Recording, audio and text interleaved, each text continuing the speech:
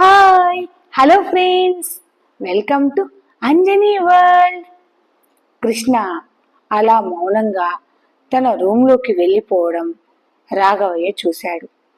రాఘవయ్య మనసుకి చాలా బాధ కలిగిన భాస్కర్ గురించి బాగా తెలుసు కాబట్టి కృష్ణే తొందరపడి ఒక మాట అన్నా భాస్కర్ కృష్ణని అర్థం చేసుకుంటాడని, భార్యాభర్తల మధ్య గొడవలు సహజమని, భాస్కర్ కృష్ణని ఏ విషయంలోనూ బాధ పెట్టడని భాస్కర్ మీద నమ్మకంతోనే వాళ్ళ విషయాలను పట్టించుకోకుండా ధైర్యంగా ఉన్నాడు రాఘవయ్య. ఇక్కడ ఊరిలో భాస్కర్ పరిస్థితి కూడా అలానే ఉంది. సరిగ్గా తిండి తినడం లేదు, ఎవరితోనూ మంచిగా మాట్లాడటం లేదు.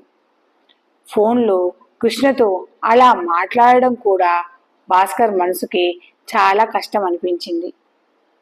ఇక్కడ రామయ్య ఇంట్లో ఈరోజు సుధాకర్ విషయం భార్గవికి ఎలా అయినా తెలియాలని సంజయ్ గట్టిగానే నిర్ణయించుకుని ఉదయాన్నే సుధాకర్ స్కూల్కి వెళ్ళడం చూసిన సంజయ్ వెంటనే రాఘవయ్య ఇంటికి వెళ్తుంది. వంటగదిలో భారతితో పాటు భార్గవి పనిలో చాలా బిజీగా ఉంది. సంజయ్ని అసలు పట్టించుకోలేదు భార్గవి. లావణ్య సంజయ్ పరిస్థితిని చూసి సంజయ్ని తన రూమ్లోకి తీసుకుని వెళ్ళిపోతుంది. సంజయ్ లావణ్యతో ఈరోజు ఎట్టి పరిస్థితిలోనూ భార్గవి అక్కయ్యకి సుధాకర్ బావ విషయం చెప్పాల్సిందే లావణ్య అని అంటుంది సంజయ్. లావణ్య సంజయ్తో, నువ్వు మా అన్నయ్య గురించి ఎన్ని చెప్పినా మా వదిన నీ మాటలు నమ్మదు సంజయ్, మనం ప్రయత్నించి వేస్ట్ అని అంటుంది లావణ్య. అయితే భార్గవి అక్కయ్యని బయటికి తీసుకొని వెళ్దాము, ఆ బంగ్లా దగ్గరికి తీసుకొని వెళ్ళి అక్కడ జరిగేదంతా భార్గవి అక్కయ్యకి చూపిద్దాం అని అంటుంది సంజయ్. సంజయ్ మాటలకు లావణ్య ఆశ్చర్యపోయింది. లావణ్య సంజయ్ వైపు చూసి, మనం పెద్ద రిస్కే తీసుకుంటున్నాం సంజయ్, ఇందులో చిన్న పొరపాటు జరిగినా మా అమ్మకు ఈ విషయం తెలిసినా మనకేం కాదు సంజయ్, పాపం మా వదినని మాత్రం మా అమ్మ చంపుకు తింటుంది. అంతేకాదు సుధాకర్ అన్నయ్య పైకి అలా కనిపిస్తున్నాడే కానీ తన విషయాలు బయటకు వస్తున్నాయంటే తాను మాత్రం జాగ్రత్త పడడా ఏంటి అని చాలా భయంగానే చెప్పింది లావణ్య. ఏ పొరపాటు జరగదు లావణ్య, ముందుకు ముందే ఏవేవో ఆలోచించి నీ బుర్రతో పాటు నా బుర్రను కూడా చెడగొట్టకే. నేనొక ప్లాన్ వేశాను, ఆ ప్లాన్ ప్రకారం మనం వెళ్ళిపోదాం అని అంటుంది సంజయ్. లావణ్య సంజయ్ వైపు చూసి, అలాంటి ప్రమాదకరమైన ప్లేసులకి ఆ రోజు సరోజ అక్క వెళ్ళింది కాబట్టే మనం కూడా సరోజ అక్క వెనకాలే వెళ్ళగలిగాం, అది కూడా రాత్రిపూట. మనల్ని ఎవ్వరూ చూడలేదు. ఇప్పుడు అలా కాదు సంధ్య, భార్గవి వదినని మనం రాత్రిపూట బయటకు తీసుకుని వెళ్ళలేం, అందుకు అమ్మ అస్సలు ఒప్పుకోదు. ఇప్పుడు పగలైతే ఎవరైనా మనల్ని చూశారంటే అంతే సంగతులు. మనతో పాటు అమాయకురాలైన భార్గవి వదిన కూడా ఇరుక్కుంటుంది. సంధ్య, బాగా ఆలోచించు, తొందరపడకు సంధ్య అని లావణ్య చెప్పింది. చూడు లావణ్య, మనం ప్రయత్నం చేయకుండా వాటికవే జరుగుతాయంటే ఎలా సంధ్య? ఈరోజు మధ్యాహ్నం భార్గవి అక్కతో కలిసి మనం సుధాకర్ బావని కలవడానికి స్కూల్కి వెళ్తున్నాం అంతే. నాకు తెలిసి ఆ లంచ్ టైంలో మీ అన్నయ్య స్కూల్లో ఉండడు, ఆ బంగ్లా దగ్గరే ఉండి ఉంటాడు. ఒకే ఒక్కసారి భార్గవి అక్కయ్యకి సుధాకర్ బావ స్కూల్లో ఉండకుండా ఆ సమయంలో ఆ బంగ్లా దగ్గర ఎందుకు ఉంటున్నాడు అనే అనుమానం భార్గవి అక్కకి కలిగిందంటే మిగిలిన విషయాలన్నీ భార్గవి అక్కయ్యే తనకు తానుగానే తెలుసుకుంటుంది. మనం చెయ్యాల్సిందల్లా సుధాకర్ బావ ఆ బంగ్లాలో ఉన్నప్పుడు భార్గవి అక్కయ్యని ఆ బంగ్లా దగ్గరికి తీసుకుని వెళ్ళి అక్కడ సుధాకర్ బావని భార్గవి అక్కకు కనిపించేలా చేయడమే. అక్కడ ఎవరూ లేకుంటేనే మనం లోపలికి వెళ్ళి అక్కడ ఏం జరుగుతున్నదో భార్గవి అక్కకు చూపిద్దాం. అలా కాకుండా ఆ బంగ్లా చుట్టూ రౌడీలు ఉన్నారనుకో, మనం ఇంటికి వచ్చేద్దాం. మనం ప్రమాదంలో పడకుండా భార్గవి అక్కయ్యకి విషయం తెలిసేలా చూద్దామే అని అంటుంది సంధ్య. సరే అని ఇద్దరు భార్గవి దగ్గరికి వెళ్తారు. భార్గవి వంటగదిలో వంట చేస్తూ ఉంది. భార్గవికి సంధ్య ఒకవైపు, లావణ్య మరోవైపు చేరి భార్గవితో ముచ్చట్లు పెడతారు. లావణ్య భార్గవితో మాట్లాడుతూ, వదినా, ఈరోజు శనివారమే కదా, అన్నయ్య భోజనానికి ఇంటికి వస్తాడా అని అడుగుతుంది. లేదు లావణ్య, మీ అన్నయ్యకి స్కూల్లో చాలా వర్క్ పెండింగ్ ఉందట, అందుకే లంచ్ అక్కడే తినేసి పని చేసుకుని ఏకంగా సాయంకాలమే ఇంటికి వస్తానన్నాడు అని చెప్పింది భార్గవి. పాపం మా అన్నయ్య ఎంత కష్టపడుతున్నాడో. ఒక పని చేద్దామా వదినా, ఈరోజు మనమే అన్నయ్యకు లంచ్ ప్రిపేర్ చేసి అన్నింటినీ క్యారియర్లో సర్ది స్కూల్కి తీసుకుని పోదాం. అప్పుడు అన్నయ్య మనల్ని చూసి సర్ప్రైజ్ అవ్వడమే కాకుండా నువ్వు ఎంతో ప్రేమగా వండి తెచ్చిన భోజనాన్ని కూడా మా అన్నయ్య చాలా ఇష్టంగా తింటాడు అని అంటుంది లావణ్య.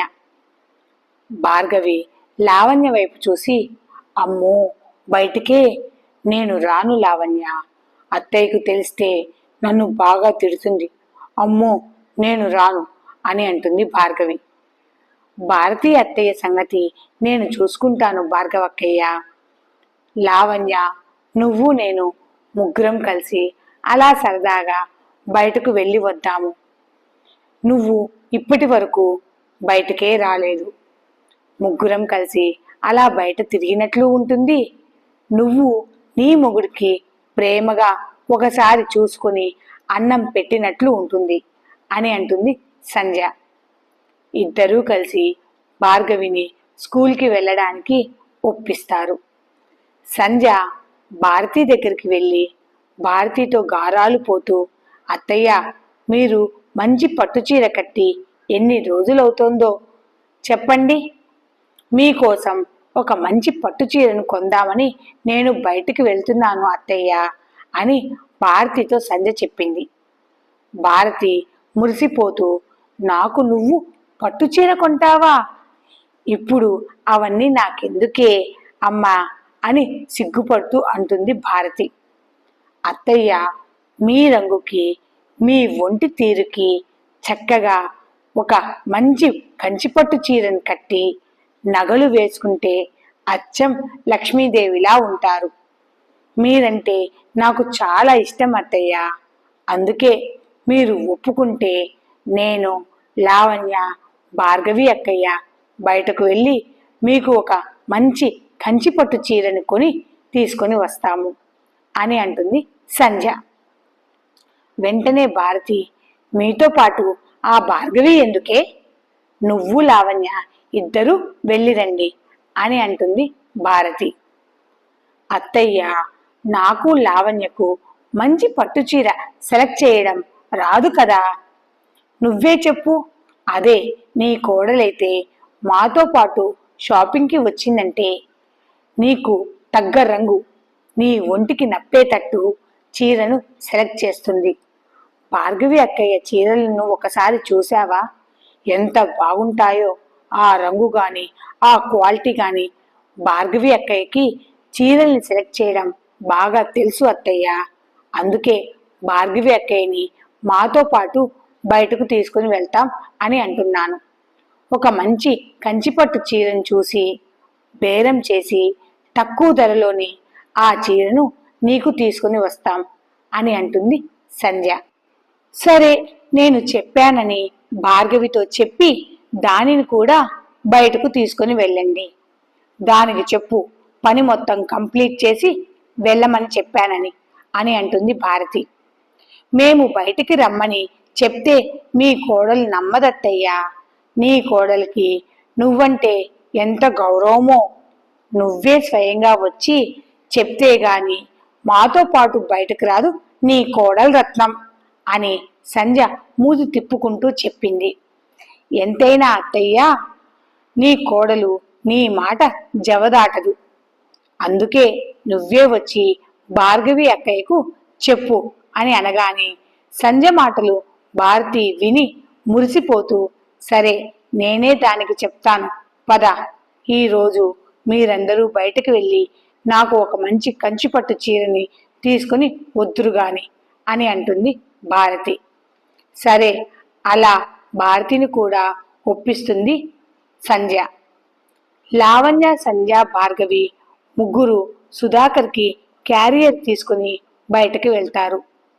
ముగ్గురు కూడా రిక్షాలో స్కూల్కి బయలుదేరుతారు. స్కూల్లో భోజనం టైం కాకముందే ముగ్గురు స్కూల్కి చేరుకుంటారు. ముగ్గురు కూడా ఆఫీస్ రూమ్లోకి వెళ్ళి అక్కడ ఉన్న అటెండర్తో లావణ్య మాట్లాడుతూ, సుధాకర్ సార్ చెల్లెల్ని నేను, నా పేరు లావణ్య. మా అన్నయ్య కోసం ఇంటి నుండి భోజనం పట్టుకుని వచ్చామండి. మేము ఇక్కడికి వచ్చామని ఆ విషయం మా అన్నయ్యకి చెప్పరా అని అంటుంది లావణ్య. అటెండర్ ఆశ్చర్యంగా ముగ్గురు వైపు చూసి, సార్ ఇప్పుడే బయటికి వెళ్ళారమ్మా, ఇక ఈరోజు స్కూల్కి రారు అని అంటాడు ఆ అటెండర్. సంధ్య తన మనసులో, నేను అనుకున్నట్లే సుధాకర్ బావ ఖచ్చితంగా ఆ బంగ్లా దగ్గరికి వెళ్ళి ఉంటాడు అని అనుకుంటుంది. అటెండర్ మాట వినగానే భార్గవి షాక్తో అటెండర్ వైపు చూసి, బయటికంటే ఎక్కడికి ఎక్కడికి వెళ్తున్నారు అనేది మీకేమైనా చెప్పి వెళ్ళారా అని అడుగుతుంది భార్గవి. అటెండర్ భార్గవి వైపు చూసి, సార్ పర్సనల్ విషయాలు మాకెందుకు చెప్తారండి? ప్రతి 2 రోజులకు ఒకసారి ఇలా సార్ మధ్యాహ్నం పూట బయటకు వెళ్తుంటారు.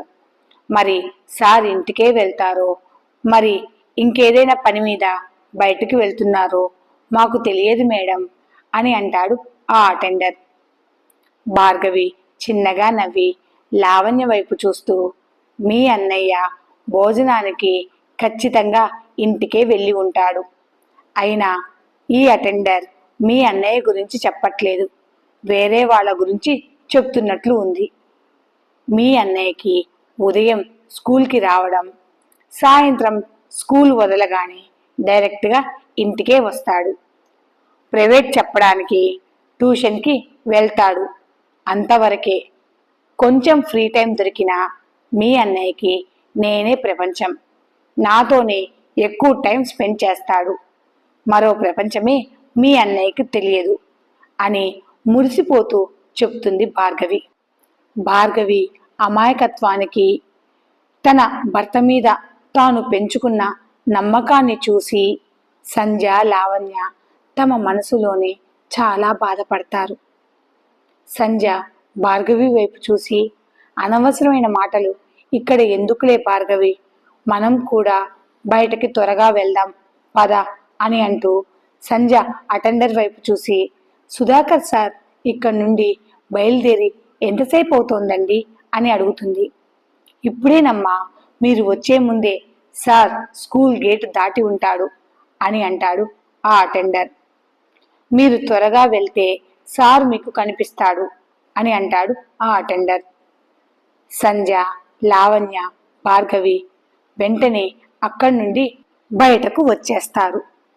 సంధ్య భార్గవిని తెలివిగా ఇంటికి వెళ్లే రూట్ కాకుండా బంగ్లాకు వెళ్లే రూట్ గుండా తీసుకుని వెళ్తుంది. ఈ ముగ్గురు కూడా కూరగాయల మార్కెట్ దాటుతుండగానే వాళ్ళ కంటికి సుధాకర్ కనిపిస్తాడు. సుధాకర్ ఆ బంగ్లా ఉండే సందులోకి వెళ్ళడం భార్గవి చూసింది. భార్గవి, అదుగో మీ అన్నయ్య నాకు కనిపించాడు, ఆ సందులోకి వెళ్తున్నాడు, పదండి త్వరగా మనం కూడా వెళ్దాం అని తన నడకలో వేగం పెంచింది భార్గవి. భార్గవి నడుస్తుండగానే లావణ్యతో, ఈ రూటు నుండి కూడా మనం మన ఇంటికి వెళ్ళొచ్చా లావణ్య అని చాలా అమాయకంగా అడుగుతుంది భార్గవి. భార్గవి మాటలు విన్న సంధ్య చిన్నగా నవ్వి, మన ఇల్లు ఉండేది తూర్పు దిక్కున, అంటే అటు సైడు అని తన చేత్తో చూపిస్తూ, మనం ఇప్పుడు వెళ్తున్నది పడమటి దిక్కున, అంటే ఇప్పుడు మనం వెళ్తున్న ఈ రూటు. ఆ రూటు ఈ రూటు ఎలా ఒకటి అవుతుంది భార్గవక్కయ్య? పెద్ద చదువులు చదివావు, విజయవాడలో పెద్ద జాబ్ చేసి వచ్చావు, ఈ మాత్రం కూడా నీకు తెలియదా భార్గవక్కయ్య అని భార్గవి వైపు చూస్తూ అంటుంది సంధ్య. భార్గవికి ఎందుకో సంధ్య మాటల్లో తేడా తెలుస్తోంది. ముగ్గురు సుధాకర్ వెళ్తున్న సందు వైపుకు వెళ్తారు. ఆ సందు మొత్తం నిర్మానుషంగా ఉంది. సుధాకర్ ఆ బంగ్లా గేటు దగ్గర నిలబడి ఉండగానే భార్గవి సుధాకర్ని చూసి ఆ బంగ్లా వైపు చూసి, అయ్యో పాపం, సాయంకాలం కదా ట్యూషన్ స్టార్ట్ అయ్యేది, మధ్యాహ్నం నుంచే ట్యూషన్ మేనేజ్మెంట్ వాళ్ళు మా బావని ట్యూషన్కి రమ్మని పిలిచి ఉంటారు, అందుకే పాపం స్కూల్ వదిలి మా బావ మధ్యాహ్నం పూట కూడా ఈ ట్యూషన్కి వచ్చి ఉంటాడు.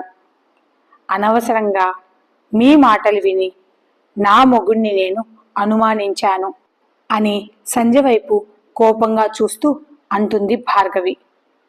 అప్పుడే ఆ బంగ్లాలో నుండి ఒక ఆడమనిషి బయటకి వస్తుంది. ఆవిడ ఎవరో కాదు, మనకు తెలిసిన కామినీనే. సుధాకర్ కామినితో, నీకు ఎన్నిసార్లు చెప్పాలి ఇలా మధ్యాహ్నం పూట ఇక ఎప్పుడు నేను ఇటు సైడు రాను అని కోపంగా మాట్లాడుతూ ఉంటే కామిని సుధాకర్ వైపు చూస్తూ నవ్వుతూ తన ఒంటి మీద చేతులు వేసి మాట్లాడడం ఈ ముగ్గురు దూరం నుంచి గమనిస్తారు. ఈ స్టోరీ అప్డేట్ కనుక మీకు నచ్చితే please like, share and subscribe. Thanks for watching. కొంచెం నా ఛానల్ని సబ్స్క్రైబ్ చేసుకోండి ప్లీజ్.